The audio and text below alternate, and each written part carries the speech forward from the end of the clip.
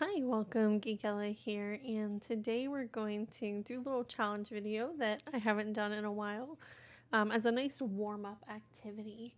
So for today's challenge video, we're going to pick 3 random colors from my paint palette and try to make some sort of painting out of them. And the goal of this is to be a warm-up, to be an activity to kind of brainstorm. I'm just going to take out my white gouache and my sheer duochrome colors because those ones don't really show up very well. They kind of need another color to go with them, so we'll take those out. But anything else in my palette is fair game. I'm going to do this blind, not look at what I'm picking. So let's pick the first color and try to make it so you can see the first color I'm going for is this one here, which is Moonglow.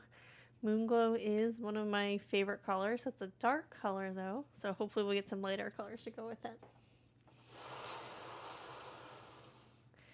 And I'm on this one here. Looks like this color is Cascade Green, another beautiful granulating color, but another quite dark color. So maybe we'll get a light color for our last one. Here is our last one, which is Carbazole Violet.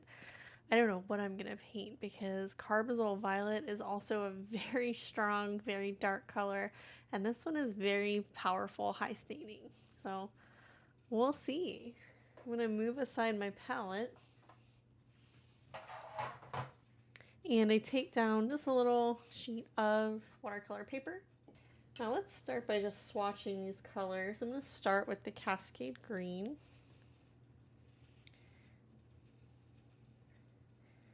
This is a very blue-green color.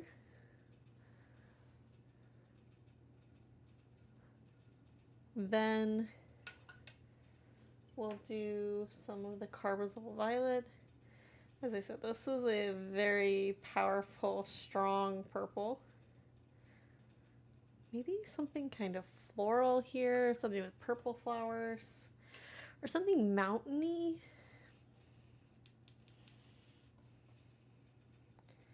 I do love Moonglow because as it dries, it does separate out the blue and red, and it's quite beautiful. So there's our Moonglow. I'm going to try mixing these colors as well, just to kind of see what they look like mixed together. Here is Cascade Green, and I have no idea. Green and purple should give us like a gray color.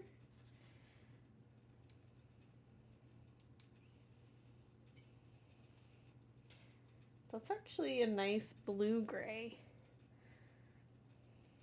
Surprisingly like that, my mixture of my Cascade Green and the Carbazole Violet. Now let's try Cascade Green and Moonglow.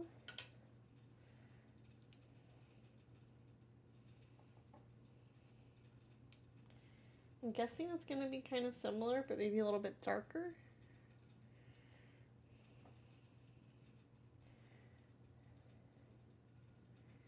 That's a nice neutral tint. And then, I don't know if it's worth mixing with 2 purples, so we're just going to get purple. But we'll try it anyway. That's actually a rich, more like imperial purple that we get from those 2. So definitely getting some surprising color combinations just from our little swatch. I think I want to go kind of like a mountainy nighttime scene. So I'm going to go this way just to kind of leave our color swatches on the top and kind of do the rest of it as my mountain. I really wish I had like a yellow color so it'd be like the moon or something. We don't have that. That's okay. And I think I'm going to do like a nighttime misty mountain kind of deal.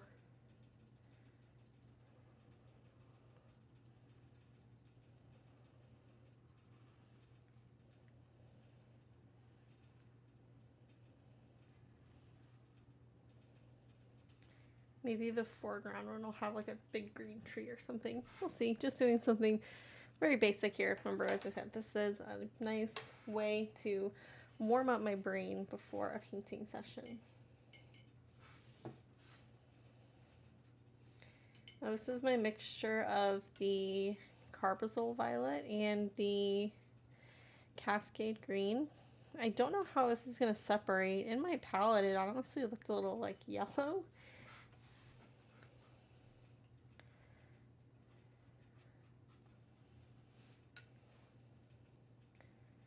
I feel like I've been working a lot of wet on wet lately. This kind of wet on dry is throwing me off.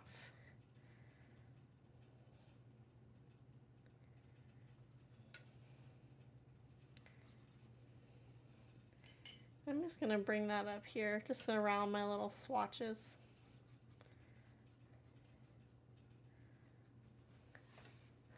Very light. I was imagining this being like a nighttime scene, but I kind of like this morning gray sky. Maybe we'll do the top, some of that darker gray, as this is maybe like kind of like a very early pre-dawn starting to sunrise.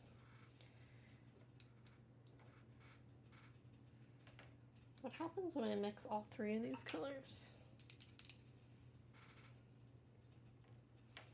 And we're getting like straight up blue here, mixing all three colors.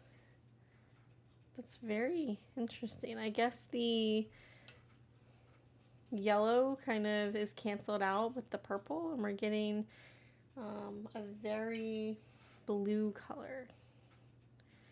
This is why these challenges are fun. I would never really have thought to mix these colors before.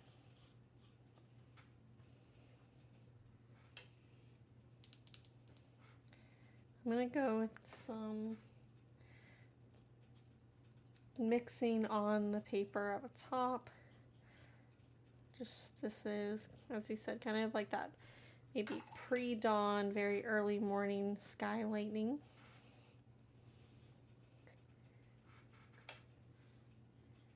And just making everything kind of flow together.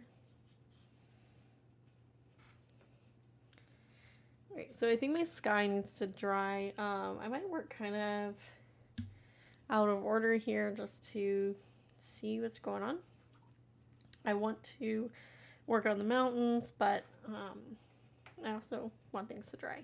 So I'm just going to go with a green layer in this first foreground mountain, and maybe after everything dries we'll kind of add more to this. My foreground I usually like to make the darkest and most detailed and kind of work lighter and less detailed in the back. So we're just giving some kind of zigzaggy shapes, and I'm going to do this really wet because this color separates so beautifully as it dries.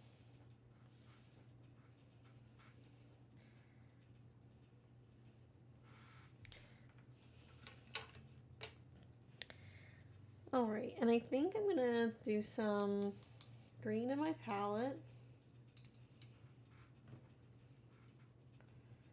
And let's try adding just a little bit of the Carbazole Violet to it. Carbazole Violet is very, very powerful. So just a tiny bit of it completely overpowered my Cascade Green. I would have never thought I would get this like beautiful dark denim blue from these two colors. So sometimes working with a limited color palette can really surprise you on what you get when you mix.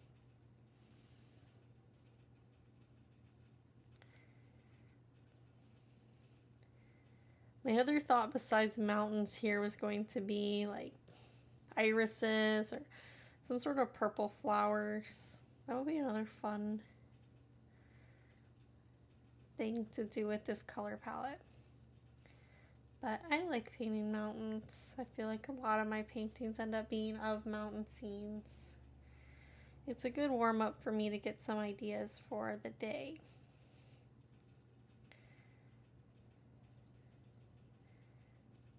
I'm just kind of tapping some color in, hoping that I do get some color variation, some granulating as this dries to give some nice textures here. I know it looks really dark on the camera, but there is some color variation, which you'll see more when it starts to dry. All right, so I'm going to try going with the same color, a little bit more purple. And once again, this color, purple, is very powerful. Adding just a touch more, I'm getting like a really purple color.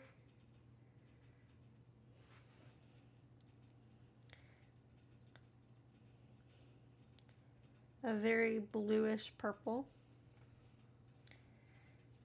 And I'm trying to think of how to incorporate some interest, some different color values in a very limited color palette painting. So I think I'm going to make the bottom of these mountains kind of misty, like I usually do for my Smoky Mountain paintings. So I'm just going to grab a little piece of, I've been using toilet paper lately, it's very absorbent, and just kind of lightly dab, and it's almost too absorbent, so we're going to have to add some color back in. Paper towels work better, but I don't frequently buy paper towels.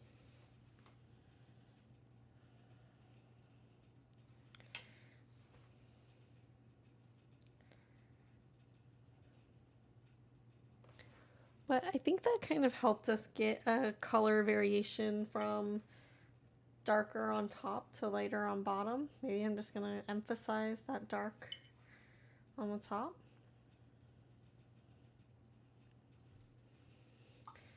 And you can see in my palette all of the granulation that's happening. These colors here are separating yellows, blues, purples. As the paint is kind of drying, it's separating out, which is happening on the paper, but also happening in the palette. I'm gonna see if I can lift just the tiniest bit from the bottom of this mountain.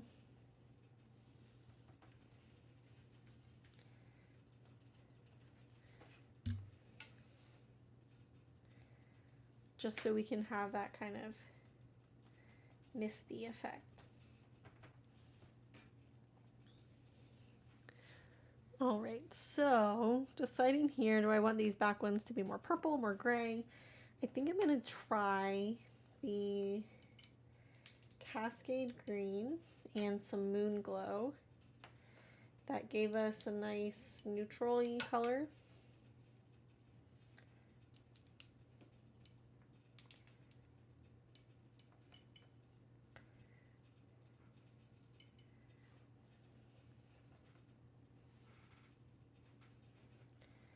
I don't want it too similar to what our sky is.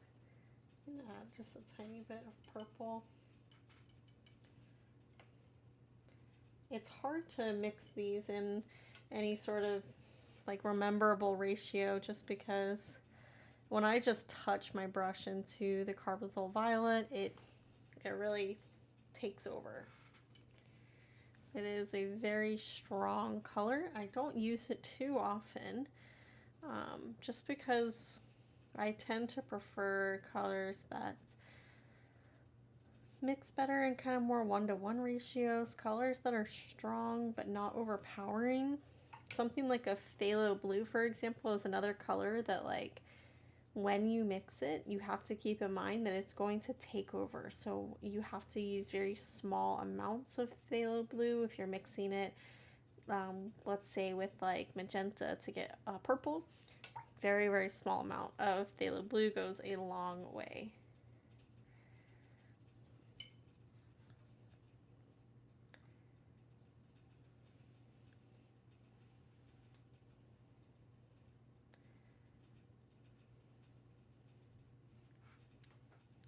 All right, we have 2 more mountains to paint, and I don't know what colors I want to do them. I think I'm just going to add a little bit more Moon Glow to this mixture I have, and then maybe the last one will be like pure Moon Glow.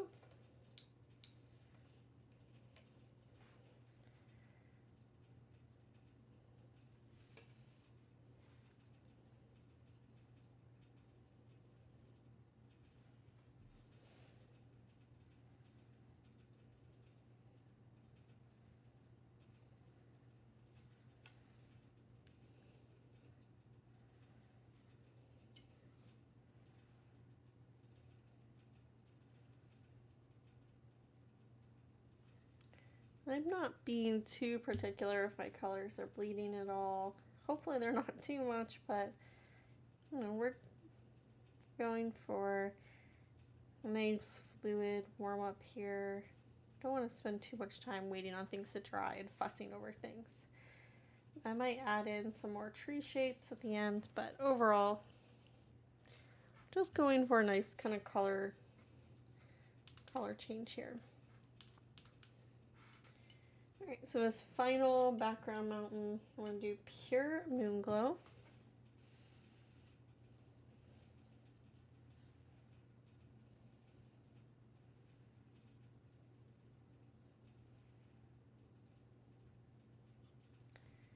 And when I'm going over, like, you know, a section that this part is still wet over here, I'm just going to kind of leave a little gap, and I'll fix that at the end. But I don't want my paint to spread too much into that area. But I also am going for kind of speed here, practice versus, you know, waiting a long time for drying times.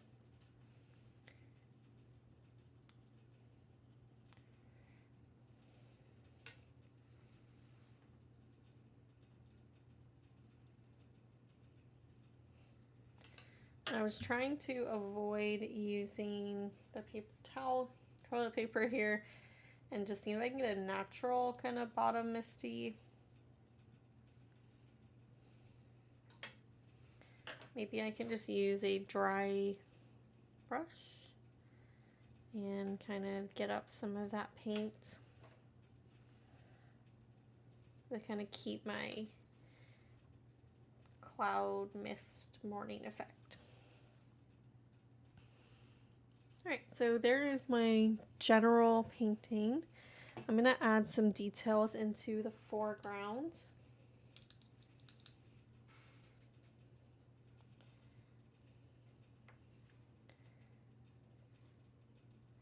I'm actually going to go in with a smaller brush.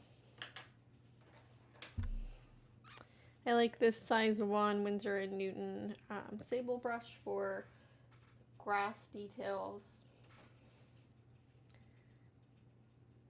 Or I'm just going to go in with some tree details on my foreground mountain. And I'm going in with some pure Cascade Green. I might add some of the other colors, some Moonglow, to kind of get some value variations.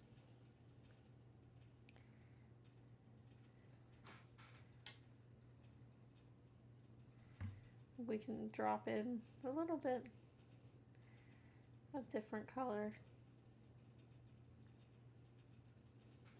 I'm actually not the strongest at painting trees, so I tend to kind of go with, I really like doing just kind of like lines to show like a dense clump of trees, like, oh, this is a clump of trees.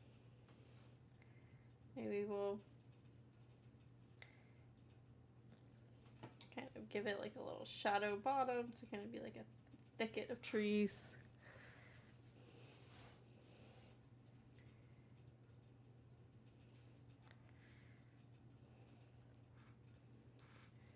Maybe we'll just go in with some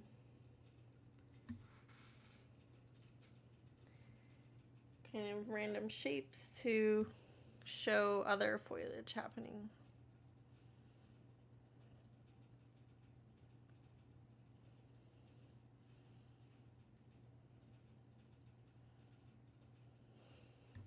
There's some trees there in our foreground.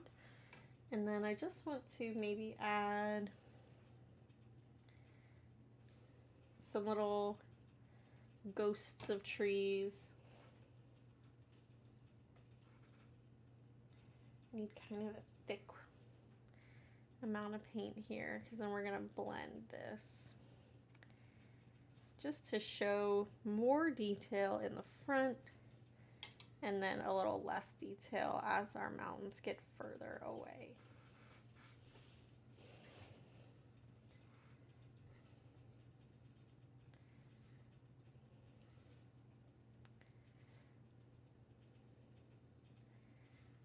Just adding a few here and there to to show maybe there's some areas where there's some extra tall trees and they kind of stand out from the rest. So here is our painting for our 3-color challenge. Our 3 colors were Moon Glow, Cascade Green, and Carbazole Violet. All of these were from Daniel Smith.